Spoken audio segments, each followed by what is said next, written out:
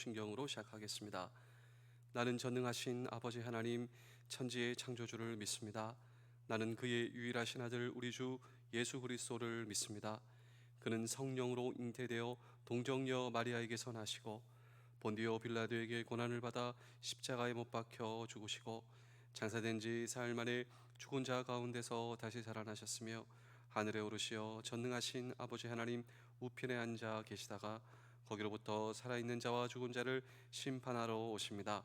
나는 성령을 믿으며 거룩한 공교회와 성도의 교제와 죄를 용서받는 것과 몸의 부활과 영생을 믿습니다. 아멘.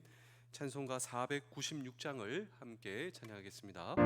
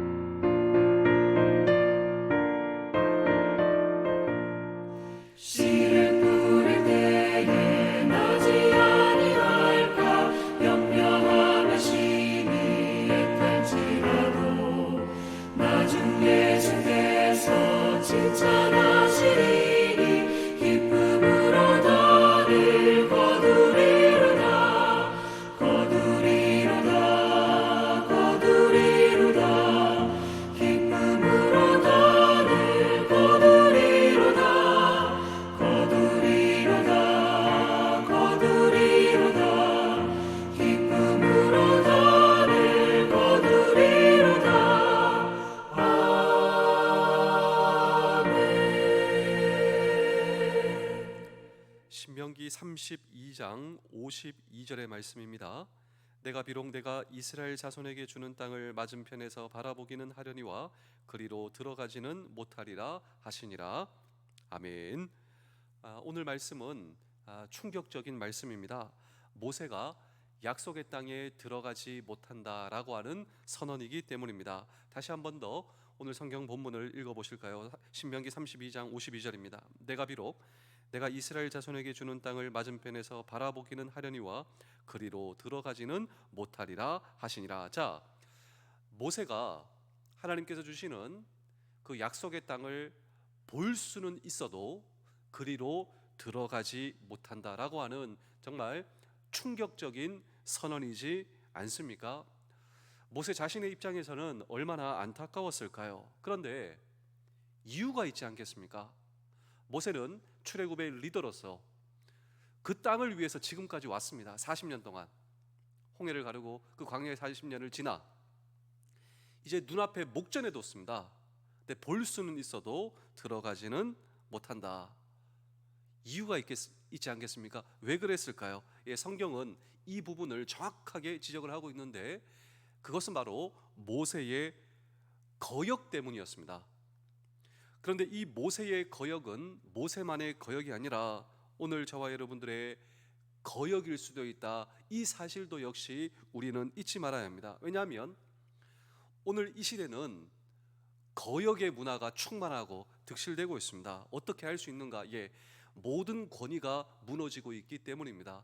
가정에서도요, 학교에서도요, 우리의 모든 공동체에서 무엇이 무너지고 있냐면 권위가 무너지고 있습니다. 심지어 권위에 도전하고 비판하는 것을 미덕으로 보고 마치 진보적인 양 곡해하고 있는 이 시대에 살고 있습니다. 그런데 성경은 비록 많은 권위가 무너지고 있지만 그럼에도 불구하고 성경은 권위는 성경적이다 라고 이야기를 하고 있는 것입니다. 권위주의는 비성경적이지만 권위는 성경적이다 라고 하는 것이죠. 아직도 권위는 존중되어야 하고, 그리고 기억하십시오. 모든 권위는 하나님으로부터 왔다. 이것이 바로 성경의 가르침이다 라고 하는 것입니다. 오늘 우리 사회가 경험하고 있는 갈등과 고통의 홍역은 한마디로 권위주의를 배격한 나머지 일체의 권위를 부정하는 자리까지 나아가게 되었다라고 하는 것입니다. 그렇다면 오늘 우리는 이 모세 사건을 통하여서 우리가 존중해야 할 그 권위, 그리고 궁극적으로 한 걸음 더 나아가 우리가 존중해야 할 하나님의 권위를 통하여 오늘 저와 여러분들은 약속의 땅을 바라보고 들어가기 위해서 우리가 해야 할 일이 있다면 무엇인가라고 하는 질문을 오늘 우리는 이 성경 본문 속에 묻고 함께 주의 음성을 들을 때 첫 번째로 모세의 거역을 자세히 한번 살펴볼 수 있도록 하겠습니다. 모세는 인생의 궁극적인 권위이신 하나님께 거역하는 가슴 아픈 역사의 발자취를 남기게 되었는데, 이것을 이해하기 위한 중요한 성경 구절을 보겠습니다. 민수기 20장 8절입니다. 지팡이를 가지고 내 형 아론과 함께 회중을 모으고 그들의 목전에서 너희는 반성에게 명령하여 물을 내라 하라. 내가 그 반성이 물을 내게 하여 회중과 그들의 짐승에게 마시게 할지어다. 자, 이스라엘 백성들에게 있어 출애굽 여정에 가장 빈번하게 나타나는 문제 하나가 있었는데 그 문제는 바로 물의 문제였습니다. 사막에서, 광야에서 제일 필요한 것이 무엇일까요? 먹는 문제. 그것보다도 물 문제. 이 물 문제가 항상 이스라엘 백성들에게 부딪히는 문제였습니다. 이때 하나님께서 말씀하시죠. 이스라엘 백성들에게 물을 제공하기 위해서 모세, 너 지금 어떻게 해야 하냐면 하나님께서 모세에게 명령하시는데 이 명령이 무엇이냐면 이것이었습니다. 반석 있지? 저기 반석 있지? 저 반석에게 물아 나올지어다. 모세야, 너는 명령만 해라. 물아 나올지어다. 하나님께서 이러한 지침을 주셨다라고 하는 것입니다. 그렇다면 모세가 하나님의 지침, 정확한 지침이죠. 반석을 향하여 물이여 나올지어다. 이렇게 반석을 향하여 명령하라. 하나님의 지침을 그대로 순종하면 될 것입니다. 그런데 모세가 어떻게 했는지 한번 보실까요? 민수기 20장 11절입니다. 모세가 그의 손을 들어 그의 지팡이로 반석을 2번 치니 물이 많이 솟아나오므로 회중과 그들의 짐승이 마시니라. 자, 하나님의 지침은 무엇이었습니까? 반석아, 물이 솟아날지어다 라고 하는 명령을 해라, 말을 해라. 이것이 바로 하나님의 지침이었지만 이상하게도 모세는 그 지침에 순종하지 않고 가지고 있던 지팡이로 그 반석을 2번 쳤습니다. 2번 때렸습니다. 그런데 결과적으로 물이 솟아나왔죠. 그런데 이 물이 솟아나온 이유는 백성을 사랑하시는 하나님의 자비였습니다. 그러나 명령만 하고 말을 하라라고 하는 하나님의 지침과 하나님의 말씀에 모세는 명백히 거역하게 되었습니다. 그런데 이 거역이 초래한 결과는 무엇이었는가? 민수기 20장 12절입니다. 여호와께서 모세와 아론에게 이르시되 너희가 나를 믿지 아니하고 이스라엘 자손의 목전에서 내 거룩함을 나타내지 아니한 고로 너희는 이 회중을 내가 그들에게 준 땅으로 인도하여 드리지 못하리라 하시니라. 자, 명확하게 말씀하시죠. 모세, 너는 못 들어간다. 약속의 땅에 못 들어간다. 이유가 무엇인가? 바로 이 사건 때문이다라고 하는 것이죠. 모세는 약속의 땅에 들어가지 못한다라고 하나님께서 선언하시고 계신 것입니다. 그렇다면 모세는 왜 그랬을까요? 하나님의 명백한 지침이 있었는데 왜 하나님의 명백한 지침을 순종하지 못하고 거역했냐 말인 것입니다. 좀 더 추적할 수 있도록 우리가 성경을 한번 보실까요? 이유가 자세하게 다 나오고 있습니다. 우리 민수기 20장 10절입니다. 모세와 아론이 회중을 그 반석 앞에 모으고 모세가 그들에게 이르되 반역한 너희여 들으라. 우리가 너희를 위하여 이 반석에서 물을 내려 하고. 자, 반석을 치기 전, 또 하나님의 이 지침을 실행하기 전 모세가 이렇게 얘기합니다. 우리가 너희에게 물을 내어 볼까? 도대체 무엇이 문제인가? 예, 그 이전의 사건이 있었는데 그 이전의 사건이 무리바라고 하는 사건이었습니다. 이 무리바에서도 목이 말랐습니다. 물이 부족했어요. 그런데 하나님께서 그때 어떤 지침을 주시냐면 이런 지침을 주셨습니다. 출애굽기 17장 6절입니다. 내가 호렙산에 있는 그 반석이 거기서 내 앞에 서리니 너는 그 반석을 치라. 그것에서 물이 나오리니 백성이 마시리라. 모세가 이스라엘 장로들의 목전에서 그대로 행하니라. 자, 이때 하나님께서 주신 지침은 반석을 치라. 이것이 하나님의 말씀에 순종하는 것이었습니다. 근데 지금은 아니에요. 지금은 치는 것이 아니라 명령만 해라, 말만 해라. 근데 모세가 이렇게 지금 대응을 하고 있는 것이죠. 문제는 옛날에 반석을 쳐서 물이 나왔으니까 이스라엘 백성들에게 이렇게 얘기하고 있습니다. 지금 내가 이 반석을 쳐볼까? 내가 한번 보여줄까? 그래서 몇 번 쳤습니까? 2번 쳤어요. 그래서 물이 나왔습니다. 그런데 물이 나왔다 이거죠.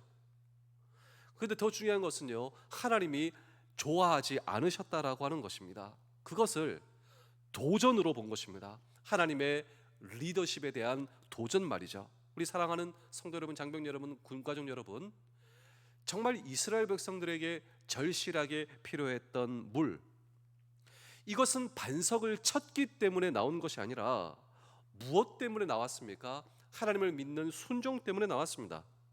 그러나 그들이 하나님을 향한 믿음과 신앙을 포기했을 때 하나님께서 그들이 불쌍해서 물을 주셨지만 결코 그것을 잊지 않으셨다라고 하는 것이죠. 모세, 너는 지금 나와 경쟁하고 있는 것이다. 이것이 무리바입니다. 무리바의 뜻이 무엇이냐?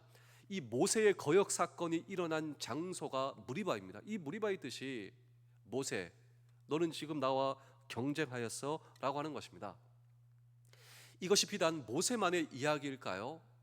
우리도 우리의 인생을 보면요, 과거 그 사건이 나를 통해 가능했던 것은 내가 정말 하나님께 기도하고 하나님께 순종하고 의지하고 붙들었던 말씀. 그런데 오늘은 그 말씀을 붙들지 못한다라고 하는 것입니다.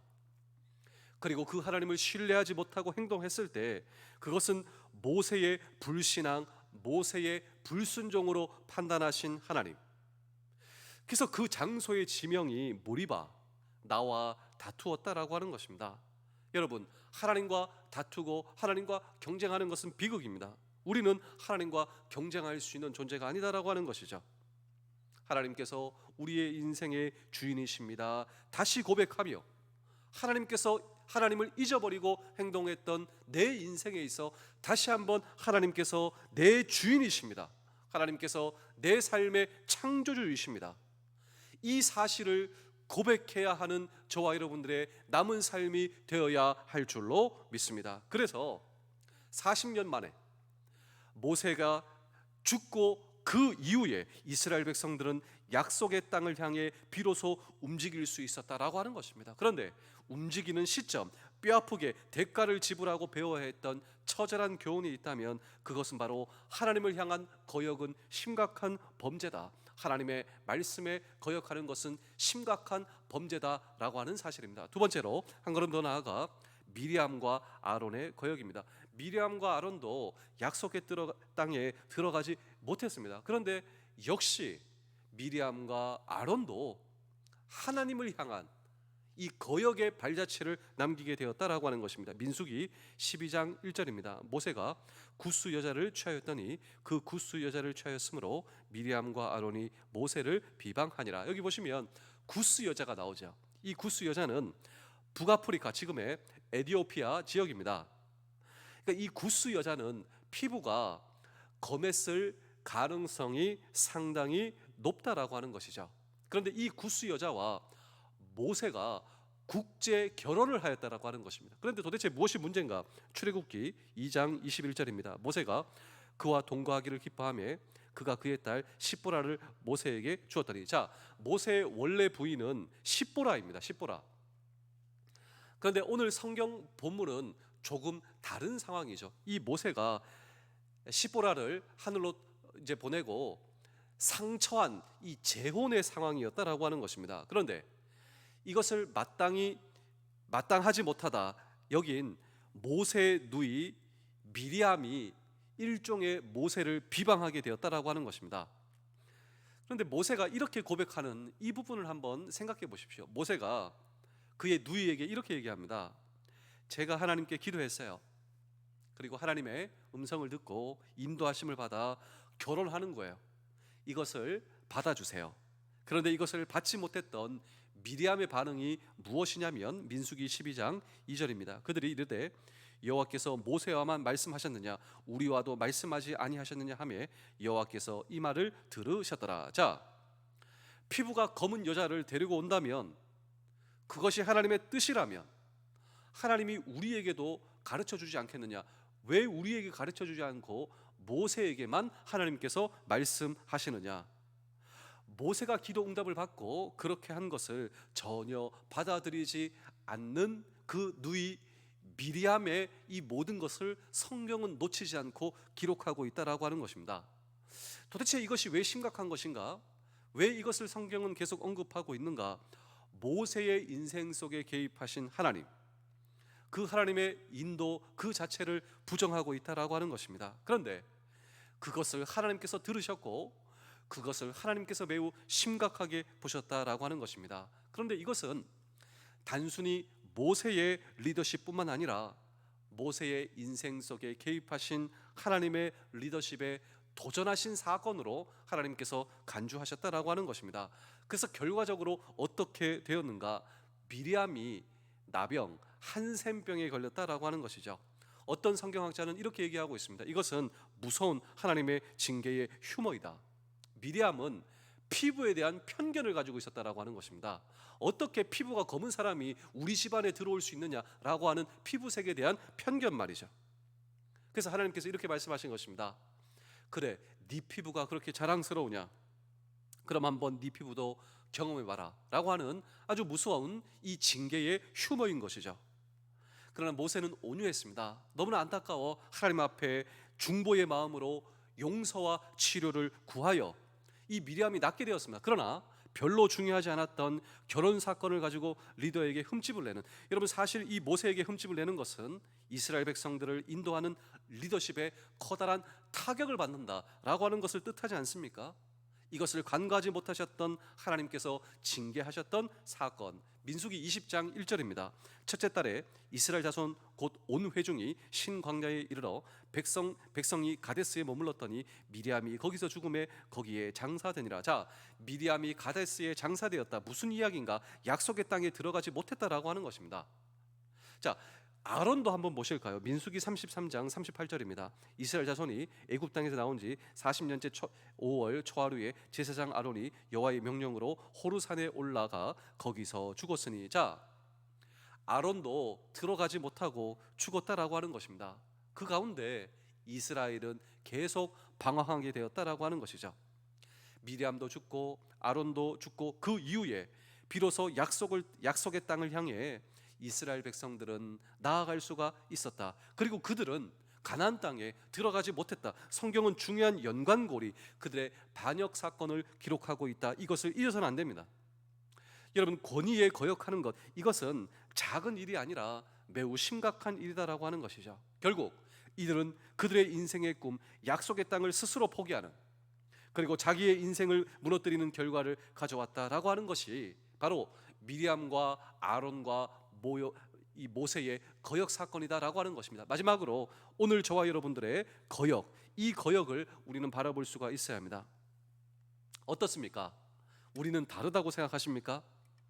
우리의 인생의 마당에서 하나님과 경쟁하는 태도, 이것은 하나님을 내 인생에 제거하고 내가 내 인생의 주인이 되어 내 마음대로 내 인생을 건설하고 있다면, 그래서 넘어져 하나님을 원망하고 있다면 내가 서 있는 인생의 자리, 그 자리가 무리바가 될 수 있다라고 하는 사실을 오늘 저와 여러분들은 잊어서는 안 될 것입니다. 그리고 우리 자녀들은 어떠신가요? 우리 자녀가 혹시 하나님을 떠나 하나님을 신뢰하지 못하고 리더를 존중하지 못하고 그리고 방황하고 있다면 왜 그럴까요? 혹시 이것이 나를 통해 내 자녀가 배운 것은 아닐까요? 이런 말이 있습니다. 자녀들은 부모의 앞에서 배우는 것이 아니라 부모의 뒷모습을 보고 배운다라고 하는 말입니다. 자녀는 일거수일투족 24시간 부모의 말을 지켜보는 것입니다. 그리고 문자 그대로 우리의 자녀들은 부모를 카피합니다. 잔소리로 내 자녀를 가르치는 것이 아니라 우리의 행동과 삶으로 내 자녀를 가르치고 내 자녀를 배운다라고 하는 것이죠. 혹시 그들의 방황과 그들의 반역과 그들의 불순종이 내 속에 넘쳐 나오는 반역과 불순종을 혹시 내 자녀가 카피한 것은 아닐까? 저는 제가 그런 생각을 하게 되었다라고 하는 것입니다. 오늘 말씀을 통해서 말이죠. 그렇다면 어디서부터 다시 시작할 수 있겠는가? 저는 오늘 이 말씀을 통하여 새로운 소망과 희망을 발견하게 되었는데 어디서부터 시작하는가? 여기서부터 시작할 수 있다. 어디서부터? 내 자신부터.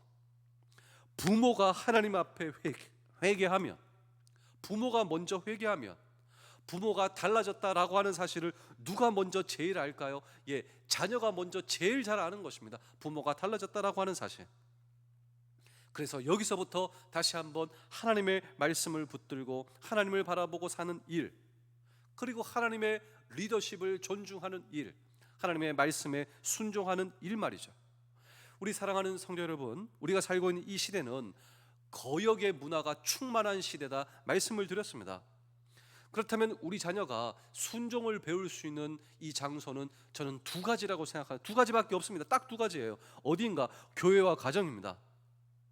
교회와 가정에서 우리의 말이 아니라 우리의 행동으로 순종의 소중함을 가르치지 못한다면 우리의 자녀들은 도대체 어디서 순종이라고 하는 이 성경의 가치를 배울 수가 있을까라고 하는 것입니다. 그렇습니다.